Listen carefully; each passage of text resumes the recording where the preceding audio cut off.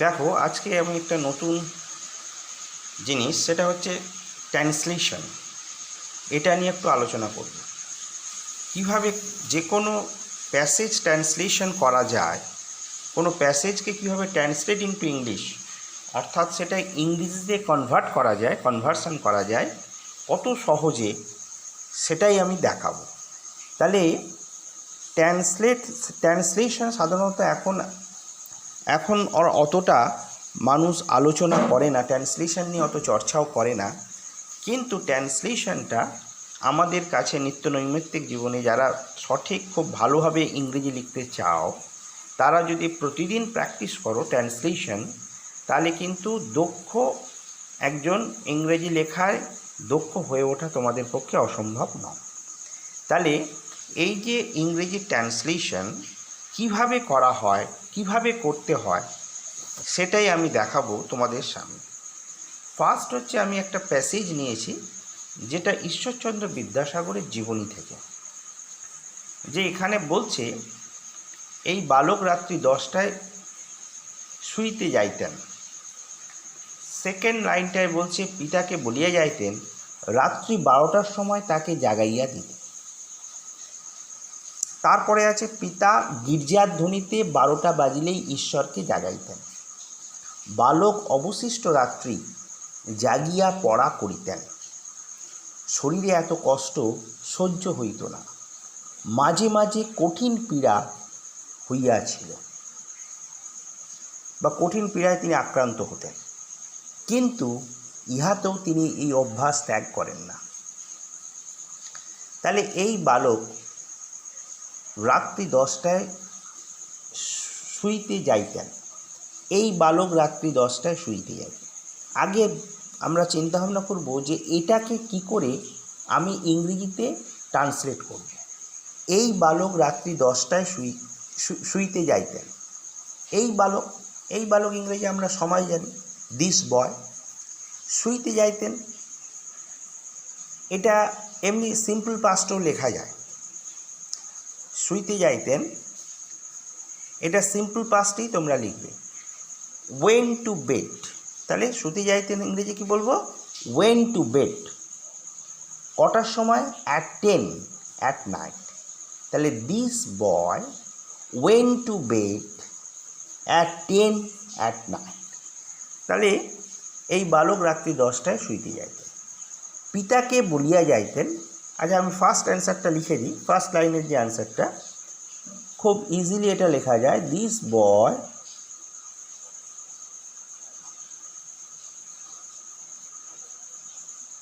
went to bed। কি লিখবো? This boy went to bed at 10 at night। তাহলে রাত্রি 10টায় শুইতে যেতেন। পিতাকে বলিয়া যাইতেন রাত্রি 12টার সময় তাকে জাগাইয়া। আগে কি বলবো? যে পিতাকে তিনি অনুরোধ করতেন। পিতাকে বলিয়া যাইতেন মানে পিতাকে অনুরোধ করতেন। হি রিকোয়েস্টেড হিজ ফাদার। তাহলে কি লিখব? হি রিকোয়েস্টেড হিজ ফাদার। তিনি পিতাকে বলিয়া যাইতেন, কি বলতেন? যে তাকে জাগিয়ে দিতে, তাই তো? পিতাকে বলিয়ে যাইতেন রাত্রি 12টার সময় তাকে জাগাইয়া দিতে, বলিয়া যাইতেন। তাহলে he requested his father. ওয়েক up মানে জাগানো, ওয়েক আপ মানে জাগানো, টু ওয়েক হিম আপ, তাকে জাগিয়ে দিতে। তাহলে he requested his father to wake him up, তাকে জাগাবার জন্য তিনি বলতেন। He requested his father to wake him up, বাবাকে তিনি অনুরোধ করতেন যে তাকে জাগাইয়া দেন। He requested his father to wake him up. Wake up মানে জাগানো, কোথায়? না রাত্রি 12টার সময়। তাহলে এটাকে আমি অ্যাট মিডনাইট লিখতে পারি।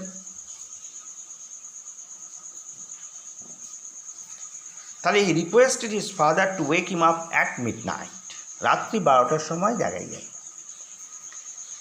তারপরে বলছে, পিতা গির্জার ঘড়িতে 12টা বাজিলেই ঈশ্বরচন্দ্রকে জাগাইতেন। তাহলে পিতা গির্জার ঘড়িতে 12টা বাজিলেই ঈশ্বরচন্দ্রকে জাগাইতেন। তাহলে কি লিখব? যখন ঘড়িতে, চিন্তা ভাবনা করব কি, যখন ঘড়িতে 12টা বাজত তার বাবা ঈশ্বরচন্দ্রকে জাগাইয়া দিত। ঠিক আছে, তাহলে যখন ঘড়িতে 12টা বাজত, কথাটা কি বলেছে না গির্জার ঘড়িতে 12টা বাজলে, মানে আমি লিখব কিন্তু যখন ঘড়িতে 12টা বাজত, অ্যাজ দি চার্চ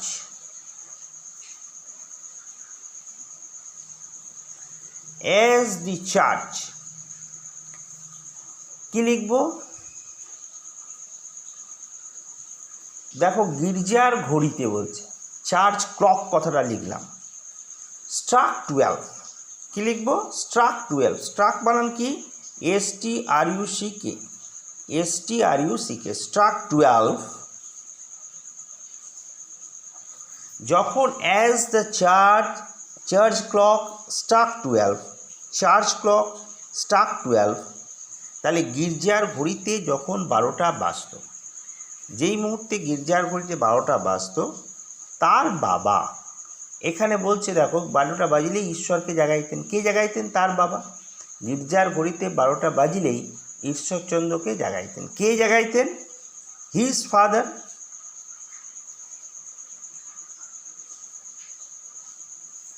তাহলে গির্জার ঘড়িতে 12টা বাজিলেই তাহলে একটা বাবা ঈশ্বরচন্দ্রকে জাগাইতেন। হিজ ফাদার, তার বাবা কি করত? তাকে জাগিয়ে দিত। তাহলে কি করব এখানে? পাস্ট টেন্স, উড ব্যবহার করব। জাগাইতেন, ওয়েক আপ মানে জাগানো, আগেই পেয়েছে। His father would wake up, তাকে জাগাতো। কাকে জাগাতো? এখানে নাম আছে, তাহলে আমি এখানে নামটা লিখব।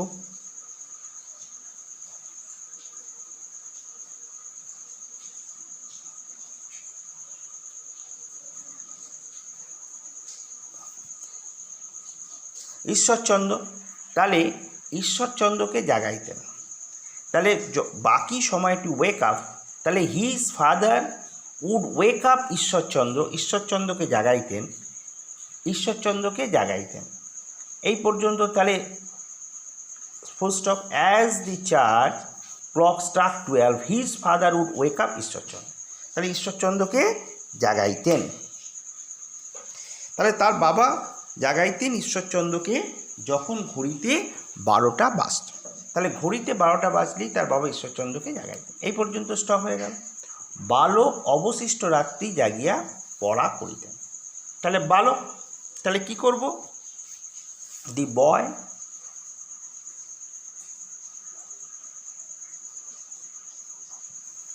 তাহলে দ্য বয়, তাহলে কি লিখবে? উড স্টাডি, পড়াশোনা করত। উড স্টাডি, পড়াশোনা করত। For the rest of the night,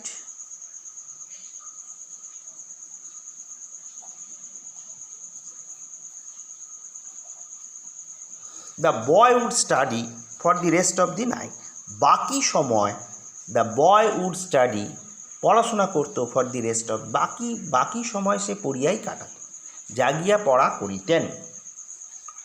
শরীরে এত কষ্ট সহ্য হইত না। শরীরে এত কষ্ট সহ্য হতো না, কী হবে? শরীরে বললেও আমাকে কিন্তু এখানে একটা প্রোনাউন ব্যবহার, মানে তিনি এত কষ্ট সহ্য করিতে পারিতেন না, এইভাবে আমাকে ভাবতে হবে। শরীরে এত কষ্ট মানে তিনি এত কষ্ট সহ্য করিতে পারিতেন না। তাহলে হি কুড নট, সহ্য করা ইংরেজি কি? সহ্য করা জানো? এন্ডিওর। তাহলে হি কুড নট এন্ডিওর, এত কষ্ট, সো মাচ হার্ডশিপ মানে হচ্ছে কষ্ট।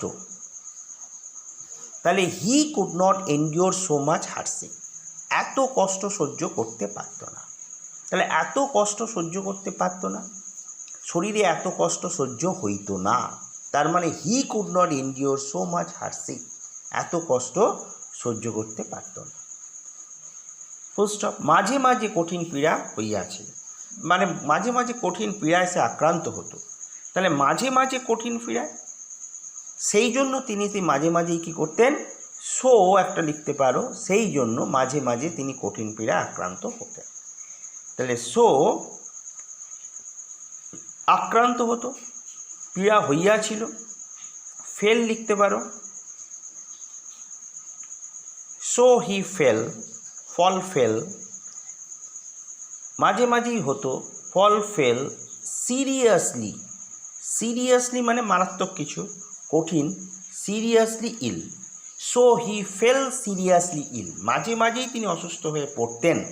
মাঝে মাঝেই কী হবে, অ্যাট টাইমস, খুব সহজ ইংরেজি। তাহলে so he fell seriously ill at times, মাঝে মাঝেই তিনি অসুস্থ হয়ে পড়তেন। তারপরে কি বলছে লাস্ট, ইহাতেও তিনি এই অভ্যাস ত্যাগ করেন। ইহাতেও ইংরেজি কি, ইহাতেও হচ্ছে আমরা সাধারণত ইভেন করি, ইহাতেও, ইভেন দেন, ইহাতেও, ইহাতেও। তাহলে তিনি কি করছেন, হি did not give up, give up মানে পরিত্যাগ করা, এই অভ্যাস ত্যাগ করেন না, হি did not give up this habit. তাহলে মাঝে তিনি, ইহাতেও তিনি এই অভ্যাস ত্যাগ করেন। তাহলে ইহাতেও কি লিখলাম, ইভেন দেন, ইভেন দেন, ইহাতেও he did not give up this habit. তাহলে এখানে কিন্তু বেশ কিছু নতুন ধরনের ইংরেজি তোমাদের ধারণা হতে পারে, এবং সেন্টেন্সটাকে কিভাবে কনস্ট্রাক্ট করা যেতে পারে, হ্যাঁ, সেটা কিন্তু সম্পর্কে একটা স্বচ্ছ ধারণা তোমরা পাবে। এই বালক বলেছে, তাহলে this boy went to bed, when to bed বিছানায় যেত, যাইতেন, যদিও এটা অভ্যাসগত কাজ, কিন্তু আমি কিন্তু সিম্পল পাস্টে এটা লিখতে পারি। তাহলে this boy went to bed at 10 at night, পিতাকে বলিয়া যাইতেন, he requested his father to wake him up at midnight, 12টায় বলেছে, তার মধ্যরাত্রে তাকে জাগাইয়া দেবার জন্য তিনি রিকোয়েস্ট করতেন। এখানে বলিয়া, পিতাকে বলিয়া যাইতেন মানে অনুরোধ করতেন, এটা ধরতে হবে।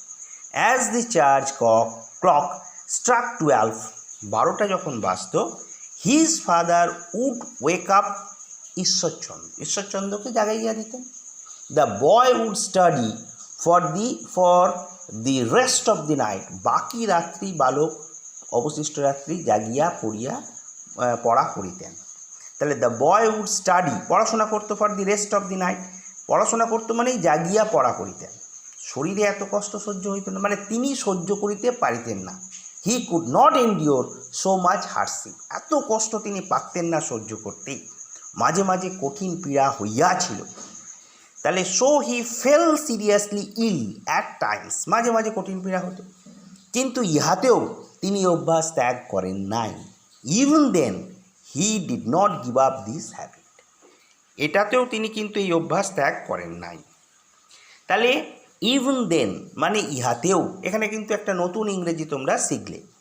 এইভাবে কিন্তু একটা যে কোনো প্যাসেজকে আমরা চিন্তাভাবনা করে ট্রান্সলেট করতে পারি, এবং ট্রান্সলেশন হচ্ছে একটা আর্ট, একটা শিল্প, যে কিভাবে তুমি ট্রান্সলেট করবে এটা কিন্তু তোমাকে আগে থেকে ভেবে নিতে হবে, এবং বেশ কিছু কৌশল আছে, সেগুলোকে তোমাকে প্রয়োগ করতে হবে তোমার নলেজ ছাড়াও।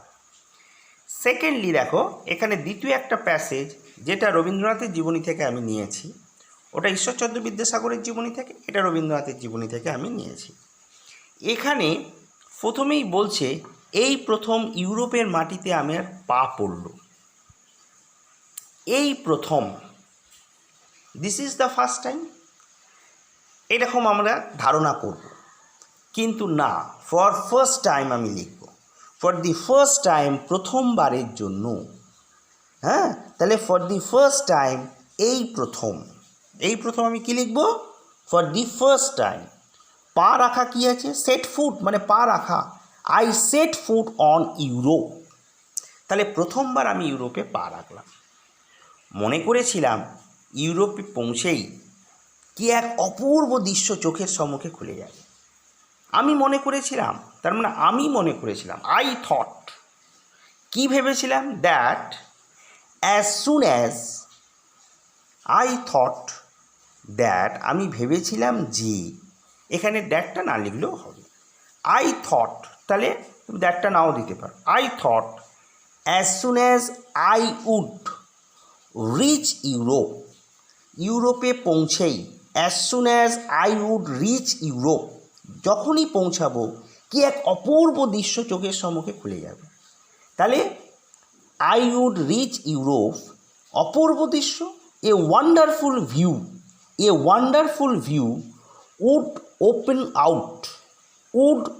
আউট বিফোর মাই আইস, আমার চোখের সম্মুখে খুলে যাবে। তাহলে কি বলবো? A wonderful view would open out before my eyes, আমার চোখের সম্মুখে কি অপূর্ব দৃশ্য খুলে যাবে। কিন্তু ছেলেবেলা থেকে দেখে আসছি কল্পনার সঙ্গে সত্যের প্রায় বনে না। বাট তারা ছেলেবেলা থেকে এটা কী করবে? Present perfect continuous tense.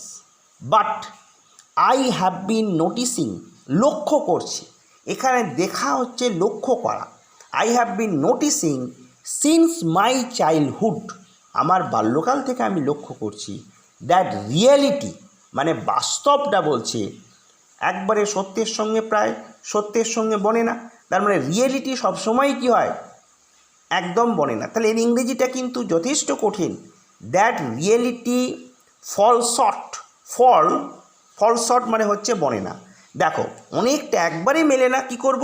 That reality falls far short of imagination. কি বললাম? That reality falls far short of imagination. Far short of, অনেক, একদমই প্রায় মেলে না। ওই যে প্রায় বনে না, ফল শর্ট হচ্ছে বনে না, কিন্তু প্রায় বনে না, সেই জন্য ফল শর্ট,